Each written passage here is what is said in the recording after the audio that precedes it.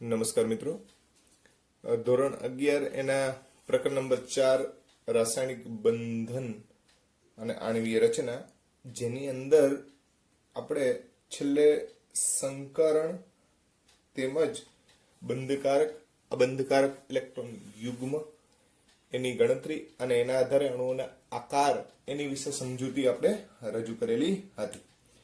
મિત્રો, સંકરણ અંગે એક બીજી ટ્રીક પણ છે જેની પણ આપણે ચર્ચા કરી લઈ. સંકરણ ની ગણતરી આપણે એક સૂત્ર ઓલરેડી તમને આપી દીધું છે.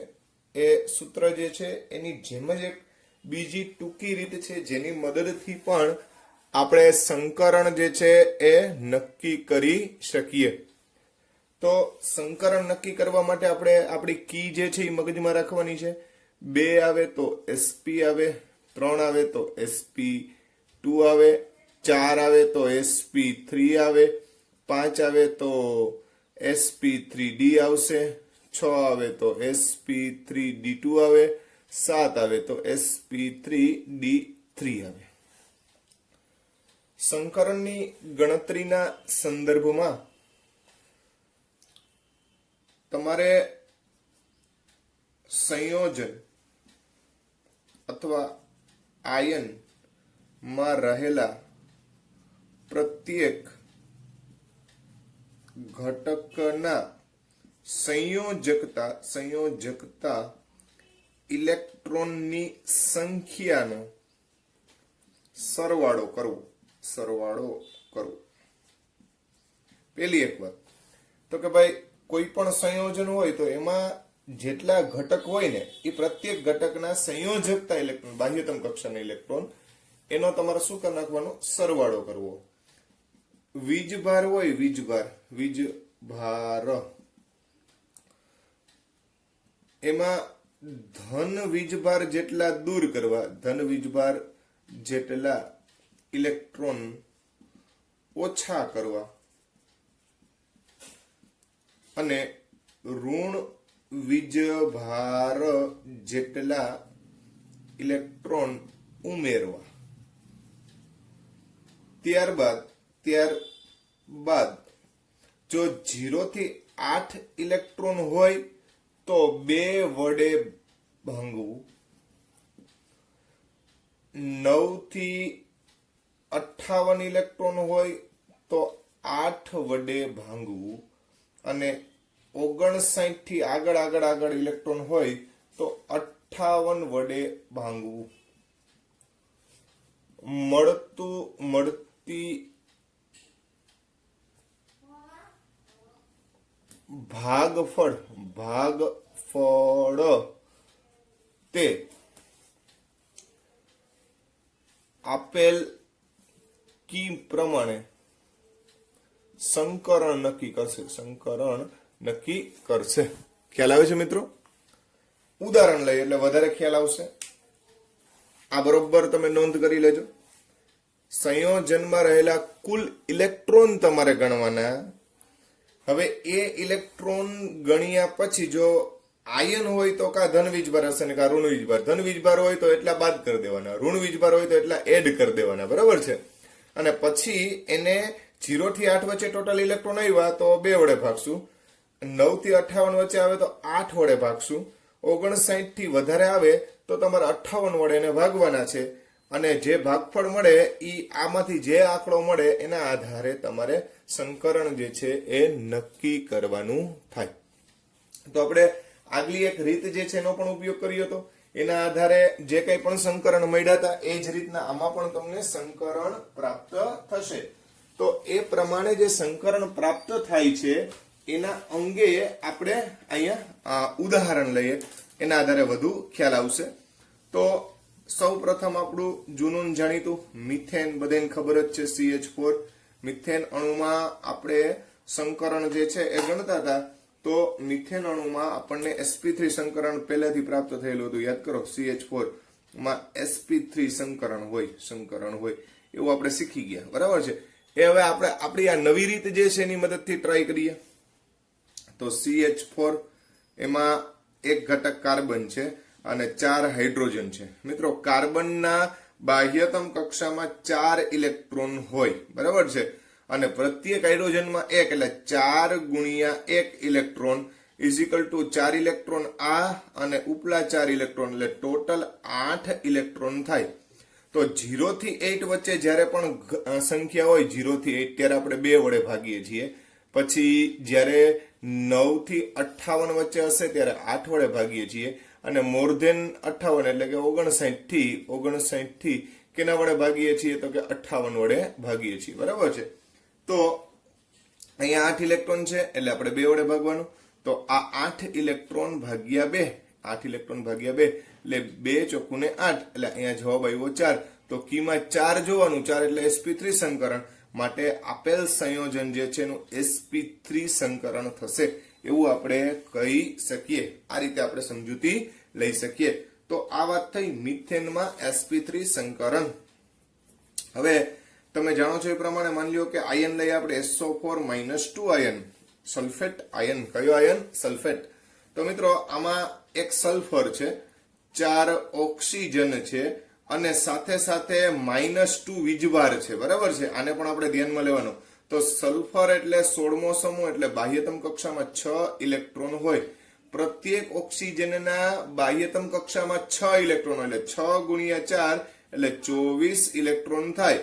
અને -2 એટલે એને 2 મેળવ્યા હોય એટલે આમાં માઇનસ એટલે આપણે એડ કરશું તો ટોટલ 24 + 6 એટલે કે 30 ને 2 32 ઇલેક્ટ્રોન થાય.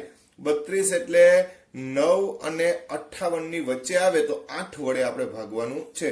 તો 32 ભાગ્યા 8 એટલે 8 ચોખ્ખું 32. તો આપણો જવાબ આવ્યો 4. 4 એટલે કી પ્રમાણે sp3 સંકરણ થાય. આનું સંકરણ કયું થશે? sp3. તો આ રીતે પણ તમે સંકરણ જે છે એ સમજાવી શકો, બરાબર છે. હજી ઉદાહરણ જોઈએ એટલે વધારે ખ્યાલ આવે. તો મિત્રો મિથેનમાં sp3 આવ્યું, SO4 - 2 માં પણ કયું આવ્યું? sp3. આ જ રીતે આગળ જોઈએ એટલે વધારે ખ્યાલ આવે. દાખલા તરીકે આપણે ઉદાહરણ તરીકે લઈએ NH3 એમોનિયા. તો નાઇટ્રોજન એમાં સંયોજકતા ઇલેક્ટ્રોન 5, હાઇડ્રોજન 3 હાઇડ્રોજન એટલે 3 એકુને 3 ઇલેક્ટ્રોન, ટોટલ 8 ઇલેક્ટ્રોન. 8 ભાગ્યા 2 કેમ કે 0 થી 8 વચ્ચે 2 વડે ભાગશું, જવાબ આવ્યો 4. સંકરણ થયું sp3 એટલે આપણા મિથેનમાં sp3 સંકરણ આપણને જોવા મળે છે. પાણીમાં સંકરણ જોઈએ તો એમાં પણ આપણે sp3 સાબિત કરેલું હતું, પણ અહીંયા ફરીથી પાછું અહીંયા જોઈએ, બરાબર છે. તો પાણીમાં ઓક્સિજન સંયોજકતા ઇલેક્ટ્રોન 6 ઇલેક્ટ્રોન, 2 હાઇડ્રોજન, બરાબર છે, 2 હાઇડ્રોજન એટલે 2 ઇલેક્ટ્રોન એના, ટોટલ થયા 8 ઇલેક્ટ્રોન. 8 એટલે કેટલા વડે ભાગશું? 2 વડે. તો જવાબ આવ્યો 4. સંકરણ કયું થશે? sp3. કયું થાય? sp3. ત્યારબાદ NH4+ આયન ની વાત કરવા જાય, એમોનિયમ આયન ની વાત કરવા જાય. નાઇટ્રોજન બાહ્યતમ કક્ષામાં 5 ઇલેક્ટ્રોન, બરાબર છે. 4 હાઇડ્રોજન, પ્રત્યેકના 1 ઇલેક્ટ્રોન એટલે 4 ઇલેક્ટ્રોન અને +1 ચાર્જ છે એટલે એક આપણે બાદ કરવાનો. આપણે પેલા જ વાત થઈ હતી કે ધન હોય તો ઋણ કરવાનું, ઋણ હોય તો ધન. તો 5 ને 4 9 માંથી 1 જાય એટલે 8 ઇલેક્ટ્રોન. તો 8 ભાગ્યા 2 એટલે જવાબ આવશે 4. એટલે આનું પણ sp3 સંકરણ આપણને જોવા મળે. ખ્યાલ આવે છે? તો આ રીતે sp3 સંકરણ જે છે એ બધામાં સાબિત થયું, બરાબર. એવું તો કોઈ પણ સંકરણ હોય, દાખલા તરીકે હમણાં PCl5 ની વાત કરવા જાય, બરાબર છે, IF7 ની વાત કરવા જાય તો બીજા સંકરણ પણ તમને ધ્યાને આવશે. તો PCl5. તો મિત્રો PCl5 માં ફોસ્ફરસ બાહ્યતમ કક્ષામાં 5 ઇલેક્ટ્રોન, ક્લોરીન 5 છે, 5 ક્લોરીન, પ્રત્યેક ક્લોરીનમાં બાહ્યતમ કક્ષામાં 7 ઇલેક્ટ્રોન હોય એટલે 5 + 7 = 35 ઇલેક્ટ્રોન, ટોટલ 35 + 5 એટલે 40 ઇલેક્ટ્રોન થાય. 40 આવે એટલે આપણે આ રેન્જમાં જવાનું એટલે આપણે 8 વડે એને ડિવાઈડ કરવા પડે. તો 8 વડે ડિવાઈડ કરીએ એટલે 8 × 5 = 40. તો અહીંયા આપણો આન્સર જે છે એ 5 એટલે કે sp3D સંકરણ જે છે એ આપણને જોવા મળે. ખ્યાલ આવે છે? તો આ રીતે આનું સંકરણ કયું થાય? sp3D સંકરણ તમને જોવા મળે. ત્યાર પછી માની લો કે SF6 નું ઉદાહરણ લે, SF6 તો સલ્ફર બાહ્યતમ કક્ષામાં 6 ઇલેક્ટ્રોન થયા. F6 એટલે 6 ગુણ્યા ફ્લોરિન ની વાત કરવા જાવ તો 7 એ બાહ્યતમ કક્ષામાંના ઇલેક્ટ્રોન થયા, તો 7 6 42 ઇલેક્ટ્રોન, બરાબર છે. 42 ને 6 48 ઇલેક્ટ્રોન થાય. ખ્યાલ આવે છે? હવે 48 જે છે એને આપણે આ રેન્જમાં આવશે એટલે 8 વડે 48 ને આપણે 8 વડે ડિવાઈડ કરી નાખીએ તો 8 5 40 ને 8 6 48 એટલે કે 6 જવાબ આવે. તો 6 જવાબ એટલે આપણું સંકરણ જે છે એ sp3d2 થાય. બરાબર છે. હવે મિત્રો આપણે જૂની પદ્ધતિથી કદાચ આનું માપીએ ને તો એ sp3d2 જ આવે. દાખલા તરીકે આપણું જે જૂનું સૂત્ર હતું કે સંકર કક્ષકની સંખ્યા બરાબર 1/2 પછી સેન્ટ્રલ એટમ જે છે ને સંયોજકતા ઇલેક્ટ્રોન તો 6 ઇલેક્ટ્રોન, બરાબર છે. પછી મોનોવેલન્ટ ઘટકોની સંખ્યા તો એ પણ 6 જ છે, મોનોવેલન્ટ છે એ, બરાબર છે. વીજભાર છે ને એટલે આપણે 0, 6 + 6 એટલે 12, 12 ભાગ્યા 2 એટલે 6 એટલે સંકરણ કયું આવતું? sp3d2. આ રીતે અગાઉ આપણે શીખી ગયા. આ મેથડ થી પણ તમે ઈઝીલી કરી શકો. તો આ SF6 માં આ રીતનું સંકરણ તમને જોવા મળ્યું. આ જ રીતના અહીંયા sp3d2 જોવા મળ્યું, sp3d2 જોવા મળ્યું, બરાબર છે. આ જ રીતના માની લો કે IF7 ની વાત કરવા જાય, IF7 તો આયોડિન જે છે એની બાહ્યતમ કક્ષામાં કેટલા ઇલેક્ટ્રોન હોય? 7, અને 7 ગુણ્યા F ના પણ 7 ઇલેક્ટ્રોન હોય તો 7 × 7 = 49 એટલે 7 + 49 એટલે 56 જે છે એ ટોટલ આંકડો થાય. તો 56 જે છે એ હજી આપણે આની અંદર એટલે 8 વડે ભાગવાના થાય તો 56 8 એટલે 8 × 7 = 56. તો અહીં આપણો જવાબ 7 આવ્યો. તો 7 એટલે sp3d2 એટલે આનું સંકરણ sp3d2 આવે. ખ્યાલ આવે છે? તો આ રીતે કોઈ પણ ઘટકનું તમારે સંકરણ જે છે એ ઈઝીલી તમે આ સૂત્રની મદદથી નક્કી કરી શકો. દાખલા તરીકે ક્લોરેટ આયન જે છે ClO3 -1 એનું સંકરણ નક્કી કરવું છે ક્લોરેટ આયનનું. તો ક્લોરીન જે છે બાહ્યતમ કક્ષામાં 7 ઇલેક્ટ્રોન, 3 ગુણ્યા ઓક્સિજન ની વાત કરવા જાય તો બાહ્યતમ કક્ષામાં 6 ઇલેક્ટ્રોન એટલે 3 6 18 ઇલેક્ટ્રોન, અને એક વીજભાર જે છે એ માઇનસ છે એટલે આપણે અહીંયા પ્લસ લખશું, બરાબર છે. તો ટોટલ ઇલેક્ટ્રોન ગણવા જાવ તો 18 ને 19, 19 વત્તા 7 એટલે કેટલા થશે? 19 વત્તા 7 એટલે થશે 26. ખ્યાલ આવે છે? તો 26 એટલે આપણે કોની વડે ડિવાઈડ કરવા પડે? 8. તો આપણે અહીંયા 26 જે છે 26 એને આપણે 8 વડે ડિવાઈડ કરીએ તો 8 તેરીને 24 એટલે 26 માંથી 24 જાય એટલે 2 ઇલેક્ટ્રોન હજી વધ્યા. 2 ઇલેક્ટ્રોન એટલે ફરીથી પાછું 0 થી જ્યાં સુધી શેષ 0 ન આવે ત્યાં સુધી આપણે ભાગવું પડે. તો 0 થી 8 વચ્ચે પાછા 2 ઇલેક્ટ્રોન આવે એટલે કેટલા વડે ભાગવાના? 2 વડે, એટલે ફરીથી પાછા ડિવાઈડ કરવાના. તો અહીંયા જે 2 ઇલેક્ટ્રોન જે છે એને ફરીથી પાછું 2 વડે ડિવાઈડ કરીએ. 2 × 2 એટલે ટૂંકમાં 2 ઇલેક્ટ્રોન જે છે. તો અહીંયા હવે શેષ જે છે 0 આવી ગઈ.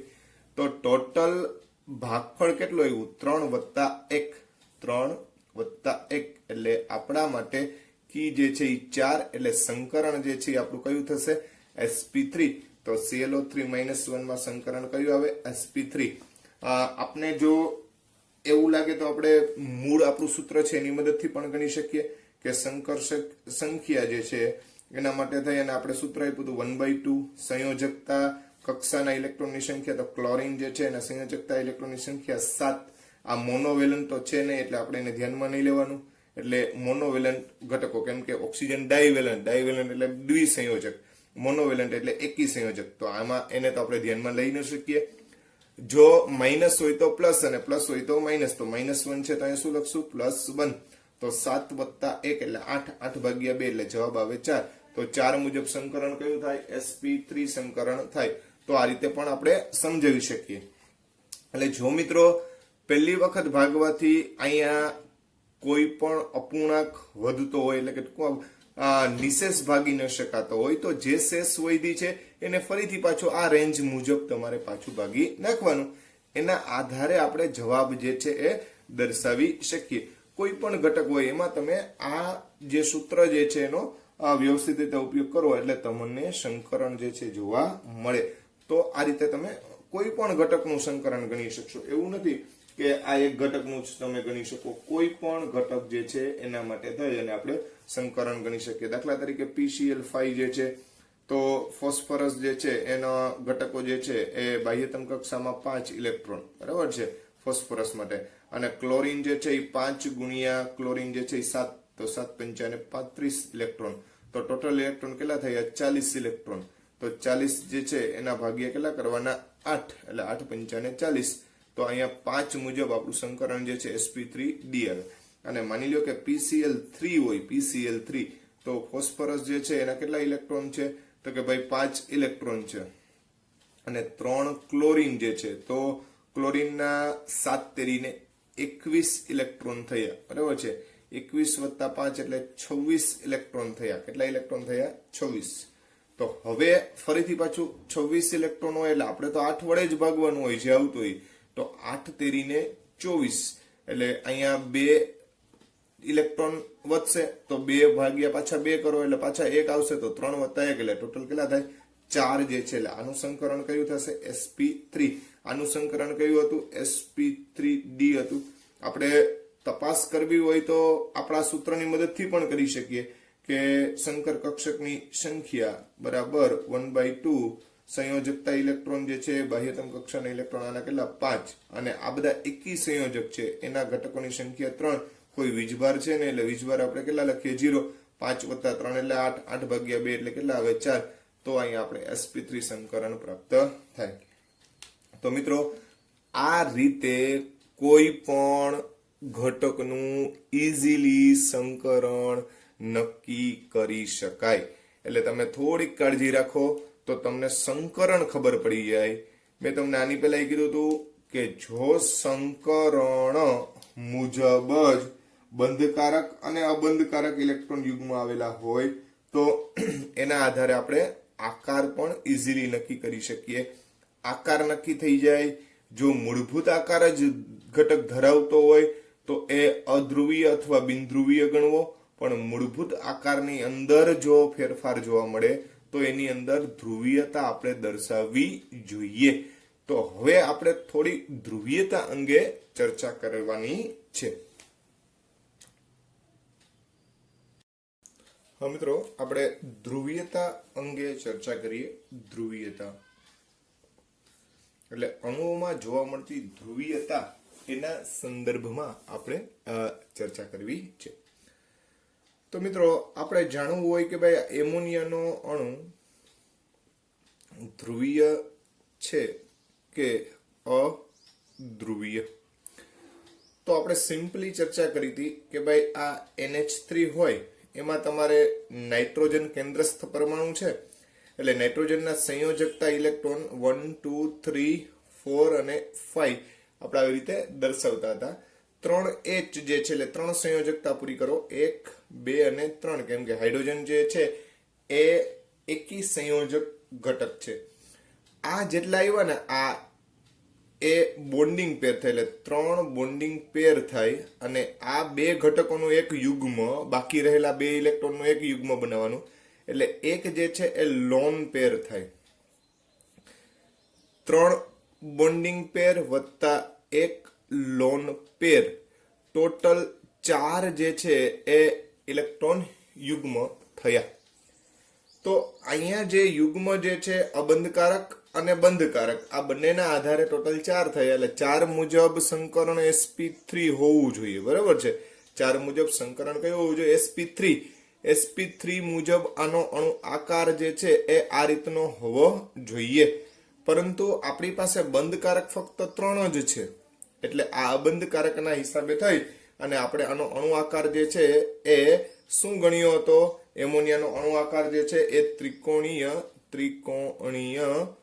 પિરામિડલ એવું આપણે સમજેલા હતા. હવે મિત્રો આ અબંધકારક ઇલેક્ટ્રોન યુગ્મના કારણે નાઇટ્રોજન જે છે એની સાથે જ્યારે 3 હાઇડ્રોજન જોડાયેલા હોય ત્યારે આના ઉપર આંશિક ઋણ વીજભાર અને આ બધા પર આંશિક ધન વીજભાર પ્રાપ્ત થાય, જેના કારણે આ બંધ જે છે એ ધ્રુવીય બને. બરાબર છે. ધ્રુવીય બનવું એટલે કે બે પ્રકારના આંશિક વીજભાર ઉત્પન્ન થવા, ધન અને ઋણ અલગ અલગ પ્રકારના વીજભાર જે છે એ ઉત્પન્ન થાય.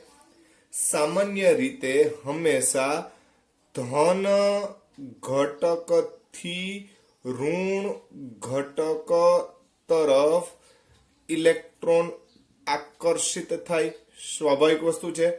તો આની ધ્રુવીયતા જે છે એ તમે જોવા જશો તો હાઇડ્રોજન હાઇડ્રોજન હાઇડ્રોજન હાઇડ્રોજન કરતા નાઇટ્રોજન વધારે નેગેટિવ છે, નાઇટ્રોજન જે છે એ હાઇડ્રોજન કરતા વધુ નેગેટિવ છે. એના હિસાબે થઈ અને ધ્રુવીયતા જે છે એ 3 ની કોના તરફ જશે? એમોનિયામાં નાઇટ્રોજન તરફ જશે. એટલે કે આ ઘટક જે છે એના તરફ ઇલેક્ટ્રોન જે છે એ વધુ ખસેલા હશે, એટલે આ ઘટક વધારે ઋણ બને. ખ્યાલ આવે છે? અને અહીંયા બધી જ જગ્યાએ એક જગ્યાએ કેન્દ્રિત થાય છે એમ કહી શકીએ, એક જ જગ્યાએ ધ્રુવીયતા જે છે એ કેન્દ્રિત થાય છે. તો એમોનિયાનો અણુ જે છે એ પ્રમાણમાં વધુ ધ્રુવીય છે એમ કહી શકીએ. અણુ ધ્રુવીય છે કે અધ્રુવીય? તો પેલો જવાબ આવશે ધ્રુવીય છે. બરાબર છે. અને પ્રમાણમાં એ વધારે ધ્રુવીય છે એવું આપણે સમજાવી શકીએ. હવે આ જ વસ્તુ આપણે એમોનિયાની જગ્યાએ NF3 ના સંદર્ભમાં વિચાર કરીએ. NF3 એના સંદર્ભમાં વિચાર કરીએ તો એમોનિયાની જગ્યાએ NF3 એનો અણુ ધ્રુવીય કે અધ્રુવીય એ પહેલા નક્કી કરીએ. તો નાઇટ્રોજન અહીંયા પણ 5 1 2 3 4 અને 5 પ્રત્યેક ફ્લોરિન એક એક જગ્યાએ ગોઠવાઈ જાય. બરાબર છે. એટલે 3 બોન્ડ પેર છે અને 1 લોન પેર છે. 3 બોન્ડ પેર છે, 1 લોન પેર છે. ટોટલ 4 થયા. ટોટલ કેટલા થયા? 4. ખ્યાલ આવે છે? તો ટોટલ જે 4 ઘટક થયા, 3 બોન્ડ પેર, સોરી, 1 લોન પેર, એટલે ટોટલ 4 જે છે એના આધારે sp3 સંકરણ આમાં પણ જોવા મળે. sp3 સંકરણના આધારે અણુનો આકાર જે છે ચતુષ્ફલકી હોવો જોઈએ, પણ અહીંયા પણ NF3 જે છે એનો અણુ આકાર જે છે એ એક અબંધકારકના હિસાબે થઈ અને શું થશે? ત્રિકોણીય પિરામિડલ. ત્રિકોણીય પિરામિડલ એવો આપણે એનો અણુ આકાર કહી શકીએ. મિત્રો, તમને કોઈ પૂછે કે NF3 સમતલીય છે? નહીં. બરાબર છે.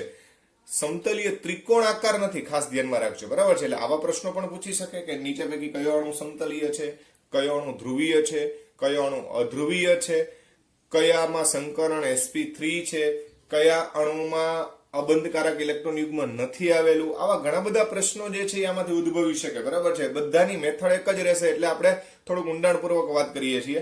હા મિત્રો, અહીંયા તમે બરોબર જુઓ, NF ખ્યાલ આવે છે? બરાબર છે. હવે અહીંયા આપણી પાસે આની પાસે અબંધકારક ઇલેક્ટ્રોન યુગ્મ છે, પણ નાઇટ્રોજન કરતા ફ્લોરિન વધારે વિદ્યુત ઋણ છે.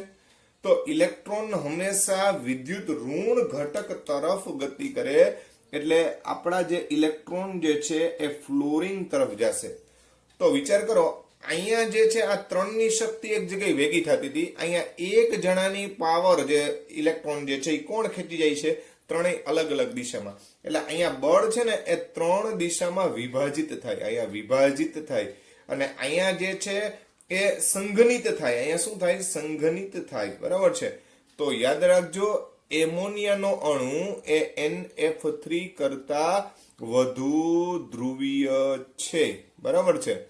તો મિત્રો, અહીંયા તમે એક વસ્તુ સમજો કે તમારે અહીંયા ધ્રુવીયતાનો આધાર એક તો સંકરણ, એના કરતા પણ શબ્દ આપણે બોલશું આકાર, બોન્ડિંગ પેર, લોન પેર, તેમજ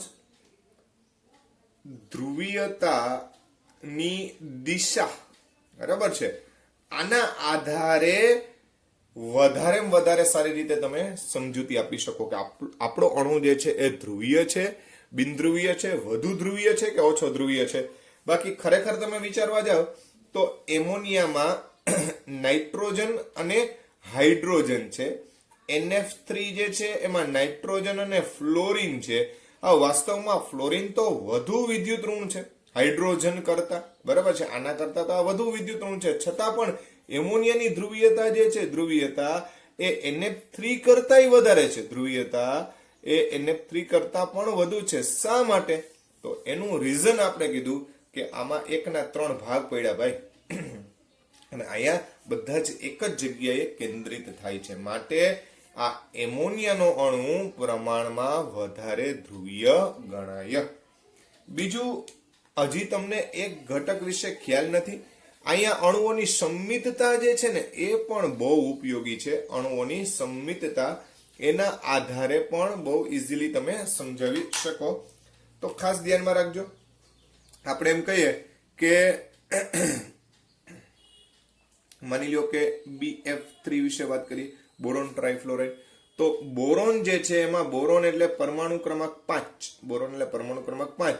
બાહ્યતમ કક્ષામાં 1, 2 ને 3 ઇલેક્ટ્રોન હોય બોરોનના બાહ્યતમ કક્ષામાં.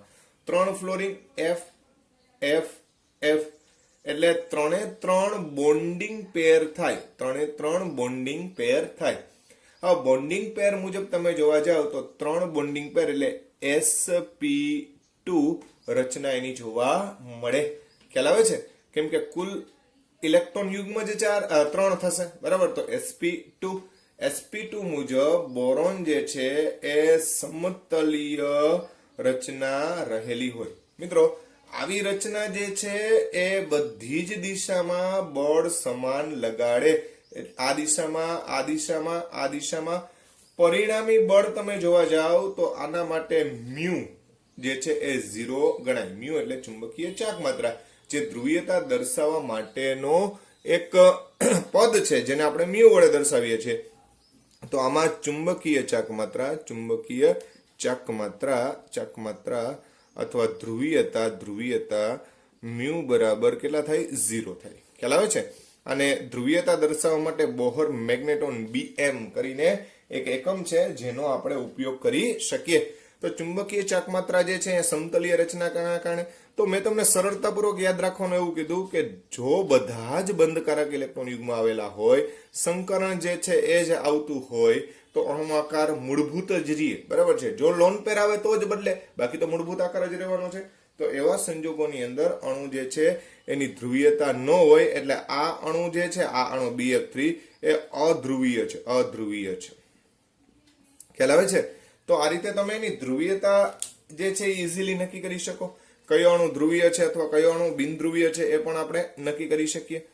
હવે બીજી વાત કે ભાઈ અહીંયા અણુઓ જે છે એની સંમિતતા જે છે એ બહુ મહત્વની છે. ખાસ કરીને આપણે સીસ અને ટ્રાન્સ સમઘટકો, આ શબ્દ તમારા માટે નવો છે. સીસ અને ટ્રાન્સ, બરાબર છે. મિત્રો, CH3 CH2 CH2 CH3 અને બ્યુટેન કહેવાય. શું કહેવાય? બ્યુટેન. જો આમાંથી બંનેમાંથી એક H આપણે દૂર કરીએ, એક H દૂર કરીએ અને આપણે વચ્ચે ડબલ બંધ મૂકીએ, એટલે CH3 CH ડબલ બંધ CH CH3, આને કહેવામાં આવે બ્યુટુઇન.